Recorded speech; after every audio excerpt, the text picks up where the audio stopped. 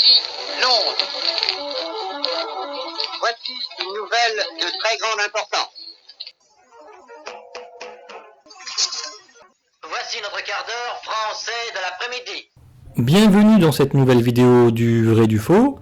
Donc dans la vidéo précédente, nous avons vu que la nièce d'Hitler, Gélie, l'a rejoint dans son nouvel appartement. Et nous avons vu également que la crise financière des États-Unis a commencé. Et nous allons reprendre là. Le 3 janvier 1930, ouverture de la deuxième conférence de La Haye sur le plan Young. Donc Gustav Stresemann étant mort, c'est Julius Curtius qui prend le relais des affaires étrangères et il signe l'accord sur le plan Young.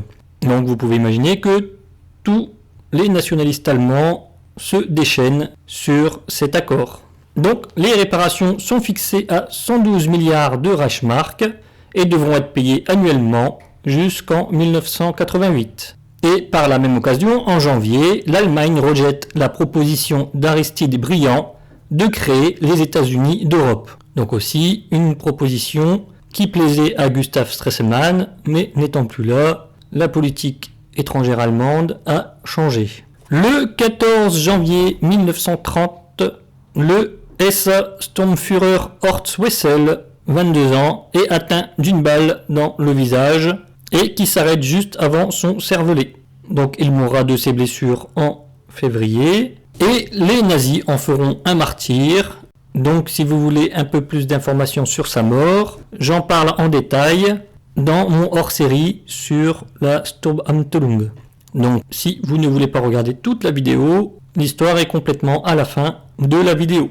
Donc pour la petite info, Goebbels voulait déjà prendre un martyr en décembre 1929. Un certain Walter Fischer a été abattu et Goebbels voulait le prendre comme martyr, mais il se sont rendu compte qu'il avait quitté l'ASA 3 jours avant sous la pression de son père. Donc là, Goebbels a son nouveau martyr. De plus, son martyr a écrit une chanson, ce qui donnera la Horst Wessel Lied.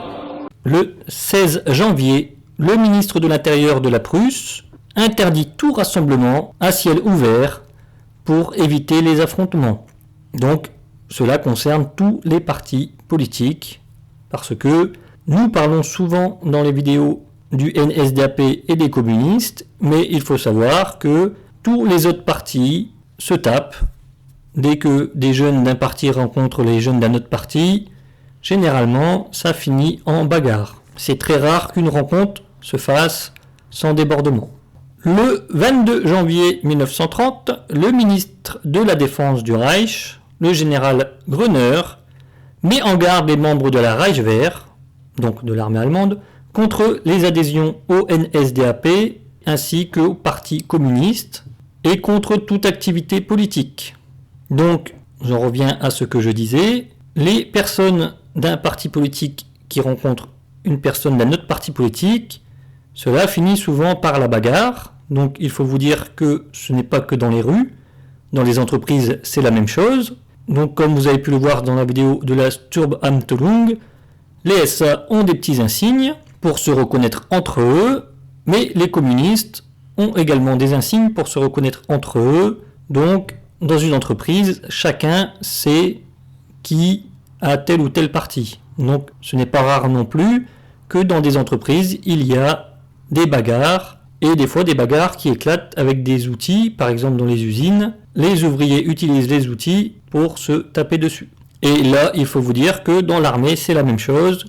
Il y a énormément de débordements, parce que les soldats également prennent des partis politiques différents des uns des autres, et cela finit également par des bagarres. Le 23 janvier 1930, à la suite des élections de l'État de Thuringe du 8 décembre, donc vu dans la vidéo précédente, le membre du parti Wilhelm Frick, en tant que membre d'un cabinet de coalition, est nommé ministre de l'Intérieur et de l'Éducation de l'État de Thuringe. Donc c'est le premier nazi à obtenir un statut aussi important en Allemagne. Et justement, tout le monde observe ce que ce ministre va faire parce que c'est un peu le miroir du NSDAP. Donc tout le monde se demande est-ce que le NSDAP peut gouverner ou est-ce que c'est juste de la politique d'opposition. Donc, comme vu dans la vidéo précédente, ils ont l'éducation et la police. Et une des premières choses que le NSDAP va faire dans la région, c'est de parler de la question raciale et de connaissances raciales à l'université. Donc, ils font venir des spécialistes sur la race, comme par exemple Hans Güttner. Et ils lancent aussi des décrets sur la protection du peuple allemand de la culture noire. Donc, généralement, c'est tout ce qui est jazz, ou tout ce qu'une personne de couleur peut faire, il le rejette. Donc par la même occasion, il révise les programmes scolaires afin d'inculquer des valeurs nationalistes et il vire des gens à des postes importants pour mettre des gens du NSDAP ou des gens qui sont vachement nationalistes proches du NSDAP. Donc une forte opposition qui se met en place contre ce ministre. Et le gouvernement allemand supprimera les subventions du Reich pour la région de Thuringe.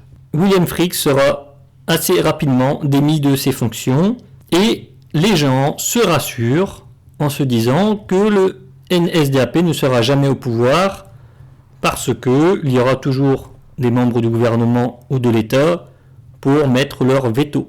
Pour cette fin janvier 1930, il y a 3 218 000 chômeurs auxquels il faut rajouter environ 1 500 000 personnes en situation de précarité ou carrément SDF. Donc, pour ce mois de janvier, pour Goebbels, il est poursuivi par le président Hindenburg pour diffamation dans son journal Landgrif. En gros, l'article disait qu'Hindenburg faisait ce que ses conseillers juifs lui disaient. Donc il y avait un dessin caricatural qui représentait le président Hindenburg avec l'étoile de David et un nez juif avec une légende « Hindenburg est-il encore en vie ?» Mais Goebbels n'est pas au courant, c'est l'œuvre du rédacteur en chef et du dessinateur. Goebbels rentre en fureur contre eux, mais c'est quand même Goebbels qui va devoir répondre de cet article et de ce dessin parce que c'est lui le chef du journal der Angriff. Donc pour le tir qui a blessé Horst Wessel, Goebbels dit « Maintenant, il faut que nous nous mettions à faire le ménage. Ça ne peut pas continuer ainsi. » Il dira également, par la suite, que Göring rouspète beaucoup contre Hitler et Goebbels confirme « Hitler travaille trop peu, pas longtemps, et fait preuve d'une certaine paresse. » Donc, comme dit souvent dans mes vidéos, et je le répète, Hitler est une personne paresseuse. Donc cela a été confirmé par ses amis de jeunesse et ses amis du NSDAP et par la suite aussi, vers la fin de la guerre, les généraux le diront. Le seul moment où Hitler sera actif, c'est lors de sa prise de pouvoir en 1933.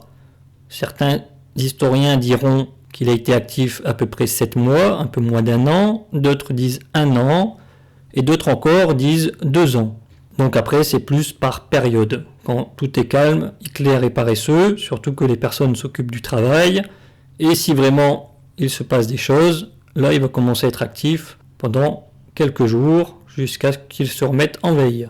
Par la suite, au mois de janvier, Goebbels a une discussion avec Göring sur Hitler et il dit « Hitler lui-même travaille trop peu. Ça ne peut pas continuer ainsi et il n'a pas le courage de prendre des décisions. Il ne dirige plus. » Donc pour le mois de février, le 23 février, mort de Horst Wessel, Goebbels transforme l'enterrement en un coup de propagande. Donc il met en scène justement la première représentation publique de la chanson de Horst Wessel. Donc Hitler ne participera pas à l'enterrement, ce qui agacera Goebbels. Par contre, les communistes participent à l'enterrement en jetant des cailloux, en sifflant, en faisant des bruits d'animaux, tout pour interrompre l'enterrement. Le 25 février, de nombreuses grèves et manifestations sont organisées par l'opposition syndicale révolutionnaire communiste. Donc pour ce mois de février, Goebbels parle dans une conférence à Prague, 2 juifs veulent prendre la parole et sont expulsés. Pour ce mois de février également, l'immunité de Goebbels est levée dans 3 affaires. Et il parle encore d'Hitler, il dira « Hitler m'inquiète énormément, il fait beaucoup de promesses et ne les tient guère. » Donc ça aussi, c'est une particularité d'Hitler, de tout remettre à deux mains. Donc si vous lui présentez un problème, il va vous dire qu'il va s'en occuper un peu plus tard quand il aura le temps, et il ne le fait jamais. Pour ce mois de mars, les troubles commencent à apparaître au sein du gouvernement. Le patronat allemand réclame la destitution du chancelier social-démocrate Hermann Müller. Également le 3 mars, adhésion au NSDAP de Richard Walter Darré, qui est ingénieur agronome, auteur du livre « La paysannerie comme source vitale de la race nordique ». Et Hitler le nommera expert du parti pour les questions agricoles. Le 6 mars, en raison de son opposition à la politique menée par le chancelier Hermann Müller et au plan Young, Hjalmar Schacht démissionne de la direction de la Banque centrale du Reich. Donc nous le verrons par la suite. Le NSDAP, une fois au pouvoir, le lui redonnera. Le 6 mars également, le NSDAP publie les détails d'un programme paysan développé justement par l'expert agricole allemand Richard Walter Darré. Donc j'ai quelques exemples de leur programme pour les agriculteurs. Donc les impôts moins élevés pour les agriculteurs, des fumiers artificiels moins chers, de l'électricité subventionnée, des crédits d'État, des lois successorales révisées et des tarifs plus élevés. Le 12 mars, le Reichstag ratifie le plan Young. Le 13 mars, le président Hindenburg signe la loi adoptée approuvant les dispositions du plan Young. Le 13 mars également, le ministre de l'Intérieur du Reich présente la loi pour la défense de la République. Le droit de réunion est devenu un tort de réunion et la liberté de la presse est devenue une licence de presse.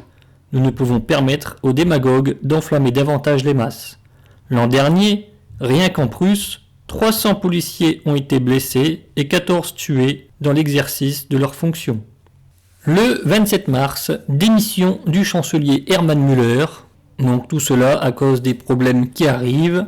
Le 29 mars, en Thuringe, les nazis imposent une loi d'habilitation qui donne les pleins pouvoirs à Wilhelm Frick.